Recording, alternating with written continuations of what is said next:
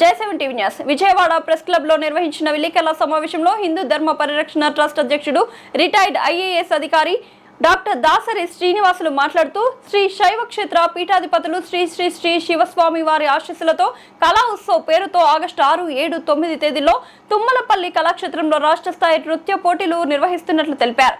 ఇరు తెలుగు రాష్ట్రాల నుంచి వచ్చిన 700 దరఖాస్తుల్లో 250 మంది కళాకారులకు ఎంపిక చేసినట్లు తెలిపారు. పోటీల్లో పాల్గొనే వారికి ఎలాంటి ఎంట్రీ ఫీజు లేదని, వసతి భోజన సదుపాయాలు ఉచితంగా కల్పిస్తున్నామని తెలిపారు. విజేతలకు బహుమతులతో పాటు పాల్గొన్న ప్రతి కళాకారుడికి సర్టిఫికెట్, మెడల్ అందజేస్తామని వెల్లడించారు. ఈ కార్యక్రమానికి కళాకారులు, కళాభిమానులు పెద్ద ఎత్తున హాజరై విజయవంతం చేయాలని ఆయన పిలుపునిచ్చారు.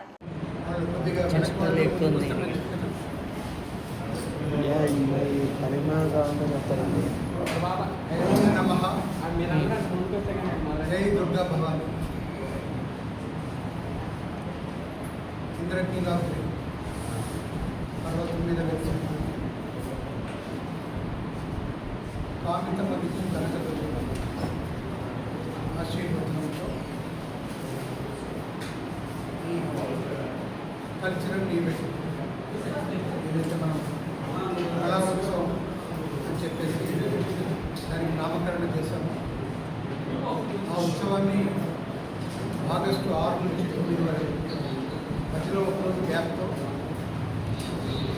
నిర్వహించడం అనేది జరుగుతుందని చెప్పేసి తెలియజేయాలి. దీనికి ప్రధాన సంధానకర్తగా దుర్గా టెంపుల్ చైర్మన్ గారు వ్యవహరిస్తారు.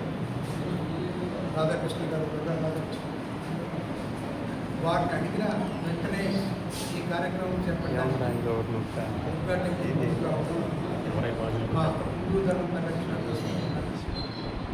ఎంతో మాకు గౌరవించారు. మమ్మల్ని ఆదరించారు. వారి సహకారంలో 3 రోజులు కూడా విజయవాడ పట్టణంలో 2 రాష్ట్రాల కళాకారులను ఉత్తేజపరిచి ఉద్దేశించి ప్రతిభను బయటకు తీసుకురావాలనేటువంటి ఉద్దేశంతో ఈ కార్యక్రమం నిర్వహిస్తుంది. నేను ఒక ఎంటర్టైన్మెంట్ కార్యక్రమం కాదు. దీనికి ప్రవేశ రుసుము అనేది ఎవరు కూడా డబ్బులు కట్టి ఎంట్రీ పంపించాల్సినటువంటి అవసరం లేదు. స్వచ్ఛందంగా ముందుకు వచ్చి వాళ్ళ కళలను ప్రదర్శించే విధంగా ఈ కార్యక్రమం ఏర్పాటు చేసింది. దీనికి నాంది ప్రస్తావన మన శివస్వామి గారు, శ్రీ శ్రీ శ్రీ శివస్వామి గారు తాళ్ళాయపాలెంలో ఉన్నటువంటి శివయ్య ఆశీస్సులతో ఈ కార్యక్రమాన్ని చేపట్టడం వారి సూచన ప్రకారం జరిగింది.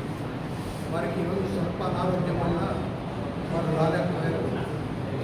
వారికి నా ధన్యవాదాలు, కృతజ్ఞతలు. ఈ కార్యక్రమాన్ని మీకు అందరికీ తెలుసు, హిందూ ధర్మ పరిరక్షణ ట్రస్ట్ 2008లో ఉమ్మడి రాష్ట్రంలో దీన్ని రిజిస్టర్ చేయలేదు. ఇది దేవాదాయ శాఖ, ధర్మాదాయ శాఖ ప్రతినిధిగా ఆ యాక్ట్లో ఉన్నటువంటి ఏపీ ధార్మిక పరిషత్ అనేటటువంటి సంస్థ ఆధ్వర్యంలో ఏర్పడింది. ఇది 2 రాష్ట్రాలకు, 2 తెలుగు రాష్ట్రాలకు సంబంధించి ఇప్పుడు కూడా ఇంకా ట్రస్ట్ డివైడ్ కాలేదు. రాష్ట్రం డివైడ్ అయిపోయి 12 సంవత్సరాలు అయినా కూడా ఇంకా ఈ ట్రస్ట్ డివైడ్ కాలేదు. ఎందుకు కాలేదంటే భాషను, సంస్కృతిని, కళను విడదీయదు. ఇవన్నీ కూడా హైదరాబాద్ సంబంధం ఉన్నటువంటి కళారూపం, సాంస్కృతిక రూపం, మన పూర్వ వైభవం, ఆంధ్రుల తెలుగువారి పూర్వ వైభవం పునరుద్ధరించాలనేటటువంటి ఉద్దేశంతో ఈ ట్రస్ట్ ఏర్పాటు చేయడం. దీనికి ఈ పేరు పెట్టడం ఎందుకు జరిగిందంటే కళా ఉత్సవం అని. ఇది హాబీగానే కాదు, వృత్తిపరంగా మన యువతను ప్రోత్సహించాలనేటువంటి ఉద్దేశంతో దీన్ని ఒక లైఫ్ స్టైల్గా కాకుండా మరి జీవనోపాధి కూడా చేసుకోవడానికి చాలామంది ముందుకు రావాలని చెప్పేసి ఉద్దేశంతో కళా ప్రదర్శన, కళా ఉత్సవం ఇదేదో ఆషామాషిగా ఏదో 3 రోజులకి డ్యాన్స్ చేస్తారు, పాటలు పాడతారు, వెళ్ళిపోతారు కాకుండా పాత్రికేయ మిత్రులందరూ కూడా నేను చేసేది ఏంటంటే దీన్ని ఒక పూర్వ కళను మనం పునరుద్ధరించడమే కాకుండా కళాకారులు ఉత్తేజపరచడమే కాకుండా వాళ్ళ జీవనోపాధికి ఒక బాట వేసినటువంటి వాళ్ళు అవుతారని చెప్పేసి నా ఉద్దేశం. ఈరోజు యువతంతా కూడా మాకు ఉపాధి లేదు, మేము చదువుకున్నాము, ఏం చేయాలో మాకు బాధ్యత లేదు అనేటటువంటి వీధుల్లో వచ్చి ఈరోజు అడిగేటటువంటి పరిస్థితి ఉన్నప్పుడు ఇటువంటి కళాోత్సవాన్ని నిర్వహించడం అనేటటువంటి విజయవాడ పట్టణానికి గర్వకారణం. తుమ్మలపల్లి కళాక్షేత్రంలో ఈ ప్రోగ్రాం పెట్టడం అనేటటువంటి నిర్ణయం తీసుకున్నాం. ముందు మేము దుర్గా టెంపుల్లో ఉన్నటువంటి ఆడిటోరియంలో పెట్టాలని చెప్పేసి చైర్మన్ గారు అనుమతి కోరాము. అక్కడికి పోయి చూస్తే ఆషాఢ మాసంలో వేలాది మంది భక్తులు కొండ మీదకి వస్తున్నారు. మళ్ళీ మేము ఈ 750 మందిని వాళ్ళతో కలపడం, 250 మందిని కలపడం అనేది బాగుంది అని ఈవో గారు, చైర్మన్ గారు, నేను సమిష్టిగా ఒక నిర్ణయం తీసుకొని ఈ తుమ్మలపల్లి కళాక్షేత్రాన్ని మనం దీనికి చేయడం అనేది అది అందరికీ అందుబాటులో ఉంటుంది. మంచి పార్కింగ్ అక్కడ చేస్తే ఒక ఉత్సాహానికి వైభవం వస్తుంది అనేటువంటి ఉద్దేశంతో ఈ ప్రోగ్రాం నాకు పెట్టడం. ఈ పత్రికల ద్వారా, ఈ మీడియా ద్వారా ఈరోజు నేను ఇచ్చేటటువంటి స్లోగన్ ఏంటంటే 700 మందే కాకుండా ఎంతమందైనా రావచ్చు. Entry is no restriction. మీరు మేము సెలెక్ట్ చేయలేదు కాబట్టి మీరు రావద్దంటే ఏం చెప్పేసి అంటారు. ఎవరు వచ్చినా వాళ్ళు ఆదరిస్తాం, వాళ్ళకి కావాల్సినటువంటి సౌకర్యాలు కల్పిస్తాం, వాళ్ళని ఉత్సాహపరుస్తాం. ఆ 250 మంది చేసేటటువంటి ఆ ఈవెంట్స్ను మిగతా 500 మంది కూడా ఇంకా ఎంతమంది వచ్చినప్పుడు మాకు సంతోషం. రాబోయే రోజుల్లో జిల్లా స్థాయిలో కూడా ఇటువంటి పెట్టాలని చెప్పేసి జిల్లా తర్వాత రెవెన్యూ డివిజన్ స్థాయి, రెవెన్యూ డివిజన్ స్థాయి తర్వాత మండల్ లెవెల్ మొత్తం ఉన్న టాలెంట్ అని బయటకు తీయాలని ఉద్దేశం హిందూ ధర్మ పరిరక్షణ ట్రస్ట్.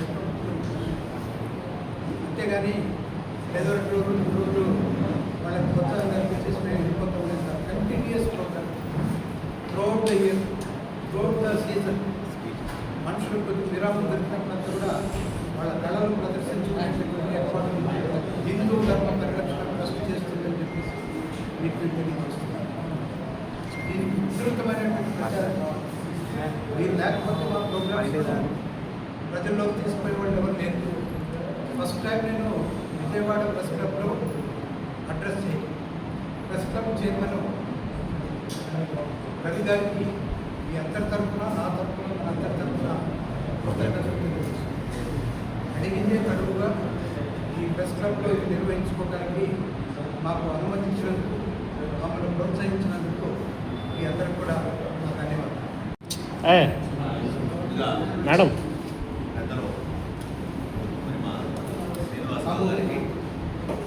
మా హిందూ ధర్మ పరిరక్షణ ఓయ్ ఐఏఎస్ మా శ్రీనివాస గారికి, అలాగే మా భక్తులకి, నారాయణ గారికి, మండలరావు గారికి కూడా నమస్కారం. అలాగే మీడియా మిత్రులందరికీ కూడా నమస్కారం. మరి ఈరోజు మనం ఇక్కడ సమావేశం మరి వచ్చే నెలలో జరిగే 6, 7, 9 తారీఖులో మనం కళా ఉత్సవం మరి ఎంతోమంది కళాకారులని మనం ఆల్రెడీ మనం అప్లై చేయమని చెప్తే మెరిట్ సెర్చ్ చేసుకున్నాం. 750 అప్లికేషన్ రావడం జరిగింది. ఆ 750లో 250ని సెలెక్ట్ చేసాం.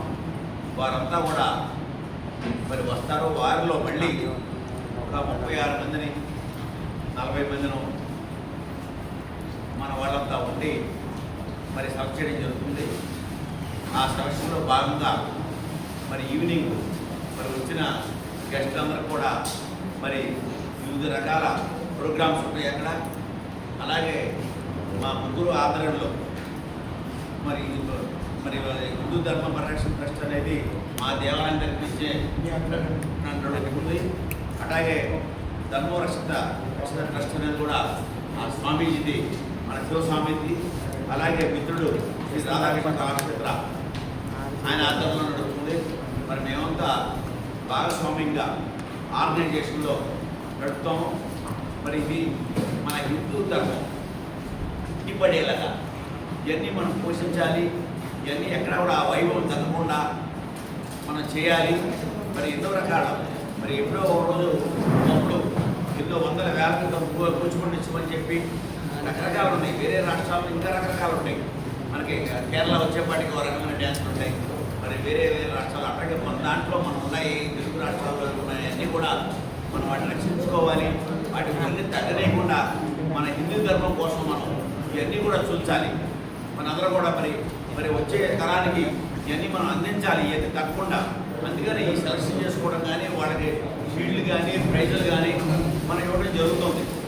మరి ఆ భాగంలోనే మరి ఈ వచ్చిన వాళ్ళందరికీ కూడా మరి మా యొక్క ఉత్తరకేలాద్రి తల్లి దుర్గాభవాని దేవాలయం ద్వారా వాళ్ళందరికీ కూడా దర్శనాలే కాకుండా వాళ్ళందరికీ భోజన సదుపాయాలన్నీ కూడా మరి మేము చేస్తాం. మేమంతా కూడా మరి అదేవిధంగా మరి ఈ కార్యక్రమం మరి పబ్లిసిటీ ఇచ్చి మరి చక్కగా ఆ 3 రోజులు విజయవంతం చేయాలని 6, 7, 8వ తారీఖు లేదు, 9వ తారీఖు మళ్ళీ మధ్యలో 1 డే గ్యాప్ వచ్చింది. మరి ఈ కార్యక్రమాన్ని మీరంతా హాజరయ్యి మరి వైభవంగా దీన్ని ముందుకు తీసుకెళ్లాలని, నడిపించాలని, మన ఈ యొక్క వైభవాన్ని మనం రక్షించుకోవాలి.